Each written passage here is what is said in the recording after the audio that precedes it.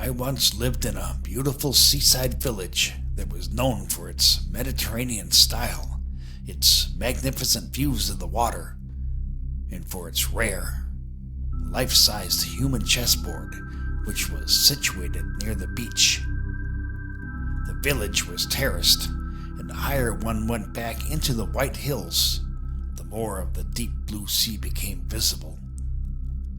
I used to enjoy so much relaxing in the bell tower, nearer to the sun in the warmth, peering as far as I could into the vast, mysterious waters, wondering what lay beneath. And I could tell you, but that is another story. This story is about the game of chess, ostensibly. And who doesn't love a story that is about more than one thing? In Portmeirion, chess games were played regularly in front of the public, the pieces substituted for by the locals themselves, and vacationers would travel from far and wide just to see the spectacle. Sometimes the people who would substitute for the pieces were picked by a drawing. There was an announcer who would spin a bowl filled with numbers. He would randomly pick one of the numbers and then announce it to the crowd. The chosen person was usually quite thrilled, and he or she would squeal in delight. "I'm a castle," or "I'm a pawn." I sometimes wished that I would be picked, but that is another strange thing about this village. None of the humans had actual names, but rather were given numbers for identification by the local authority. There was some gossip about the purpose of this, and whether it was a form of indoctrination or perhaps even imprisonment.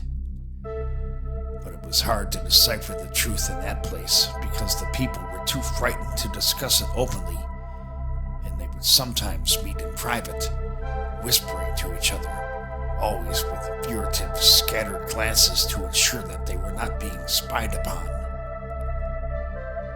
Since I was not human, I was not given a number, and so I could never be picked for the game. The locals named me Magoo. I have a certain fondness for that name, for reasons which I cannot rationalize. Perhaps it is a nostalgia. Perhaps I just want to remember that place and what it meant to me then. Once the board had been filled with the lucky winners and the white army stared fearlessly across the board at the black army, the game would begin. A move was announced for either the white or black, and then the pieces would move accordingly. These games tended to be fairly casual and not very interesting, but once it did get interesting. The pawn at F2 was a small blonde-haired girl. I liked her a fair amount because she would feed me, sometimes venturing to pet me, although I never allowed that. But this particular morning, the girl did not look herself. She was ill and asked to be removed from the board. And then she did it. She requested that I take her place. Well, this had never been done, and I was sure that it would be rejected. But soon a chant rose up from the crowd. "Magoo! Magoo! Magoo!" Yes, I can have fun too. And so I took my place in the girl's position, and the game continued. The game was quite predictable, and the reason that it was to be memorable was because of what would happen later. Some unknown emergency interrupted the game, and we were told that the game would be suspended until tomorrow. We all wrote down our positions and then dispersed into the village. There was nothing memorable what happened to me later in the day, but that evening, that is when the story was born. I was up in the bell chamber, reclining against a stone structure, dreaming about the sea. But then I heard voices approaching. It was a man and a woman, and they were entering the bell chamber where I was. I quickly scurried out of sight as I was curious as to what was about to happen. I suspected that a conversation was to take place about the government, that plans were to be drawn up for an insurrection, and that heavy arms were to be needed. But that is not what happened. Instead, once the couple was fully in the tower, they quickly disrobed and leaped into each other's arms, eventually falling to the stone floor.